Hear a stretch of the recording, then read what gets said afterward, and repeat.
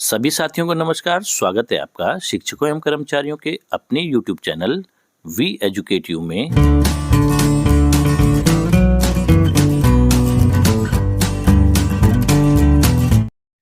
साथियों, UDISE plus के एसडीएमएस portal पे जब आप अपने विद्यालय की यूजर आईडी और पासवर्ड डाल के लॉगिन करते हैं तो हो सकता है आपके विद्यालय में कुछ छात्र छात्राएं ऐसे अध्ययनरत हों जो कक्षा 2 से कक्षा 12 के बीच में पढ़ रहे हों, लेकिन किन्हीं कारणों से या त्रुटि के कारण उनका नाम अभी तक यूडाइस प्लस में अंकित ना हो पाया हो, उनको पेन नंबर भी इशू ना हो पाए हों, और यदि वे पिछले विद्यालय से आपके विद्यालय में आए हैं किसी दूसरे विद्यालय से, तो इंपोर्ट मॉड्यूल में जाने पर जब आप उनका पेन नंबर को सर्च करने के लिए उनका आधार नंबर एंटर करेंगे और डेट ऑफ ईयर जो बर्थ का ईयर होता है वो एंटर करेंगे तो उसमें नो डाटा फाउंड आ जाता है।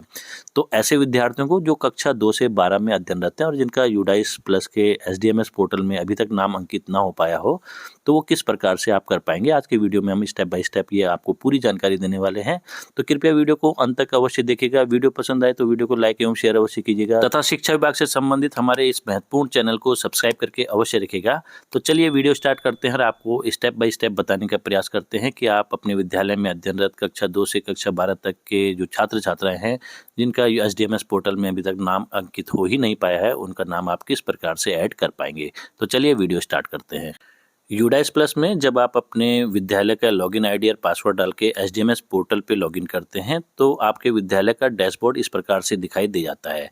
अब आप यहाँ देखेंगे कि क्लास फर्स्ट जो है उसमें ऐड स्टूडेंट का ऑप्शन तो आ रहा है, लेकिन class second, third, fourth, fifth और जितनी भी आगे की क्लासेस हैं उनमें ऐड स्टूडेंट का ऑप्शन नहीं आता है। तो विद्यालय स्तर पर आप ऑनलाइन इस कार्य को नहीं कर पा रहे हैं क्योंकि क्लास फर्स्ट के अलावा अन्य क्लासेस में जो स्टूडेंट्स हैं उनको आप ऐड नहीं कर पा रहे। इसी प्रकार कोई यदि कक्षा 6 से कक्षा 12 तक का विद्यालय है उसमें आप देखेंगे कि यहाँ पर कहीं भी क्लासेस के नाम के आगे ऐड का ऑप्शन आएगा ही नहीं।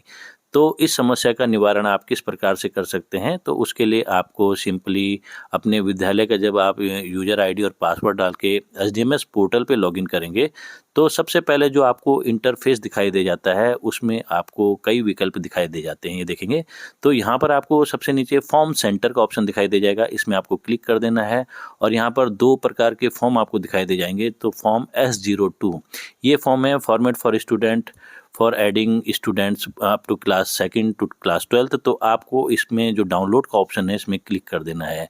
जैसे आप इसमें क्लिक करते हैं ये आपके सिस्टम में डाउनलोड हो जाता है और इसका फॉर्मेट आपको कुछ इस प्रकार से दिखाई दे जाता है जो पीडीएफ के मोड में होता है।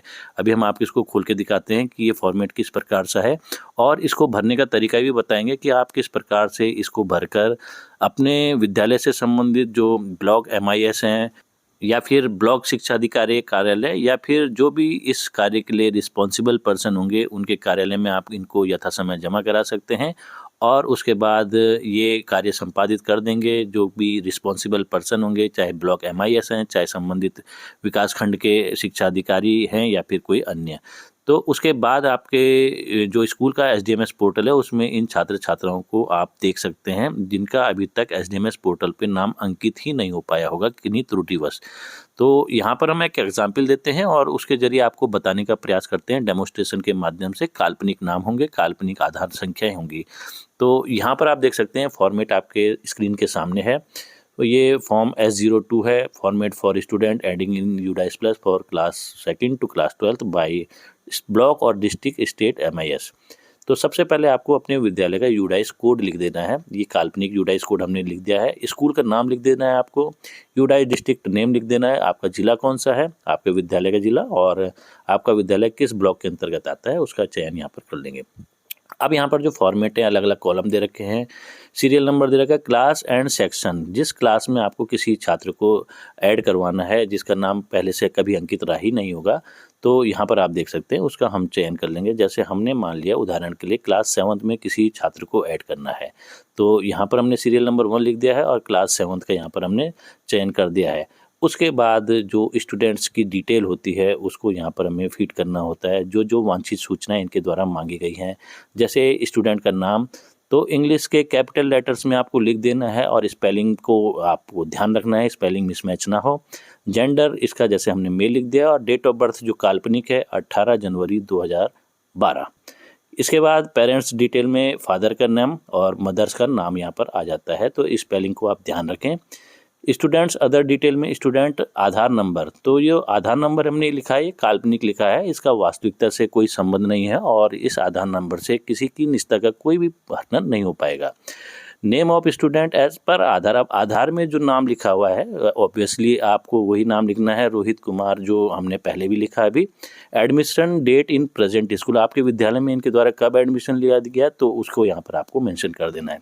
अब reason why student was not added in previous academic year, तो हमने यहाँ पर एक रीजन दे दिया है, in import module no record found for this student, ये लिखा हुआ आ रहा है। इसी प्रकार से मान लिया कि हमने क्लास 9th में भी किसी छात्रा को ऐड करना है, तो हमने यहाँ पर नाम लिख दिया है उसका करिश्मा, KARISHMA। उसके बाद जेंडर फीमेल, मान लिया इसकी डेट ऑफ बर्थ 15 फरवरी 2010 है। अब यहाँ पर फादर के नेम के कॉलम में घनश्याम दास इनके फादर का नाम है और रिंकी देवी इनकी मदर का नाम है। अब वैसे ही इनके काल्पनिक आधार नंबर हमने लिख दिया है। उसके बाद नेम एज पर आधार, उसमें नाम लिख दिया है और admission date in present school, मान लिया कि इनके द्वारा जो एडमिशन लिया गया है वो 15 मार्च 2024 को आपके विद्यालय में एडमिशन लिया गया है और रीज़न भी आपको देना होगा, तो हमने रीज़न फिर से वही लिख दिया। इसी प्रकार आप अन्य कक्षाओं का भी चयन कर सकते हैं, अन्य छात्र छात्राओं, जितने भी छात्रों को आपको ऐड करना है एक पेज के फॉर्मेट में आप इसमें भर सकते हैं और इसको यथा समय संबंधित खंड शिक्षा अधिकारी कार्यालय या ब्लॉक MIS या डिस्ट्रिक्ट MIS, जो भी रिस्पॉन्सिबल पर्सन्स होते हैं इसके लिए, उसमें जमा करवा सकते हैं।